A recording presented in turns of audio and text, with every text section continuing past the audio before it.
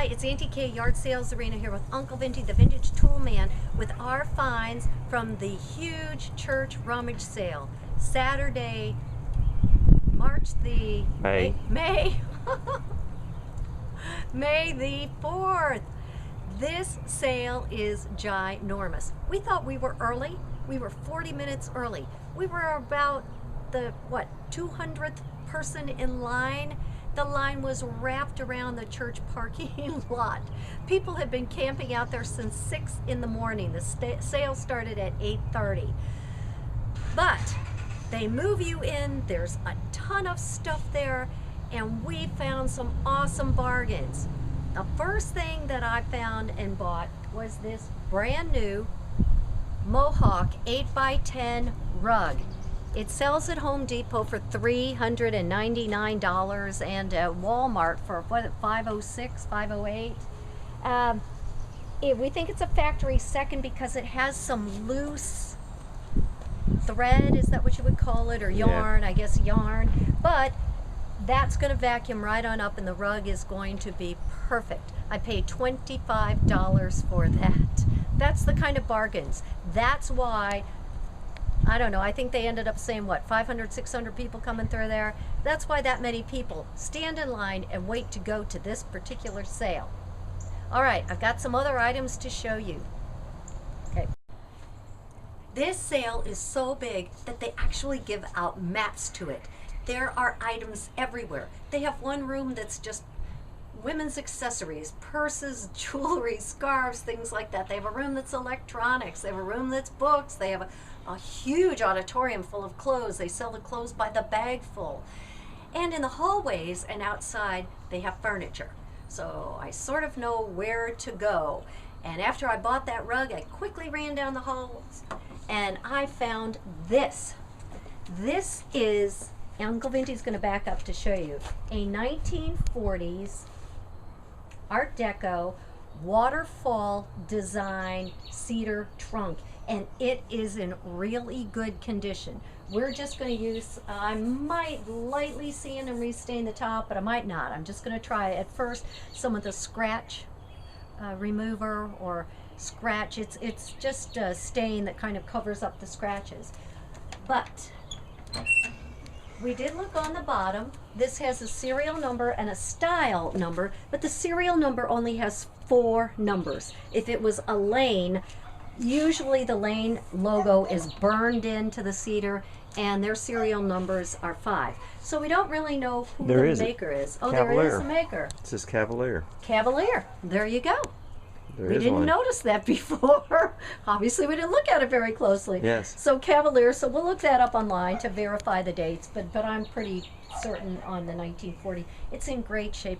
Love it. Paid $50 for it, and it's worth about $150. So happy to get that. All right. Then, just as I was running around, there is also an area. Everything is categorized. All the china, all the records, all the pictures. They have an area that's collectibles, things that are worth a little bit more, maybe antiques. But this was just over there by the lamps. I picked it up. It was $2. The thing works. It's great. Had a nice vintage shade on it, paper shade. So $2. Couldn't go wrong with that. Those are like 15, 20 bucks. Oh, I have one more item to show you from the sale, and that was these things. These were on a table. This bag of this. Can you see that? It was $1 for this whole bag. I have about 20 rolls of these things. These are rolls of rag rug. Rag rug rolls. Say that 5 times fast. Rag rug rolls. Or balls, or whatever you want to call them. Anyway, this is what people would use to braid or whatever, make a rag rug. And the material in here is all vintage. What a lot of people do with these is they just put them in a basket and display them for a decor piece. I paid $1 for that, and these are about $1 a piece. I have about 20 of them, so I have about $20 there. What I like to do with them is put them in baskets, small baskets, and sell them as a display item. Okay, so those are my rag rug rolls. a rag rug rolls. Okay, moving on. After we did that, we were there for a while. We came back and we stopped at a few yard sales. And even though we were really late, we found a few items. This thing, I don't know if you're going to be able to see it, but it's stiff. It's made out of magazine. So they just fold this up and I guess they put some kind of shellac or glue or paste or something to hold it together. But it makes this really neat, colorful basket. It had $3 on it. I bought 2 baskets. This one and this one right here that's really nice, has a nice removable lining for, what did I pay? $5 for the two. $2.50 each for these great baskets. Gotta love that. At another yard sale, I found this really interesting item. It was filthy, but all I did was take a wet rag and wipe it off and it looks great. This is actually an old antique or vintage alcohol burner. These you would take, this actually has a glass lid. This is used to snuff out the flame when you need to. And this is actually made from ground glass, which indicates that it has some age to it, because most of the new ones would have metal snuffers. But anyway, you just twist this lid off and pull the wick up, and then you can use this. This was for a charity, a cancer charity, and I paid $2 for that. Okay, yet another yard sale.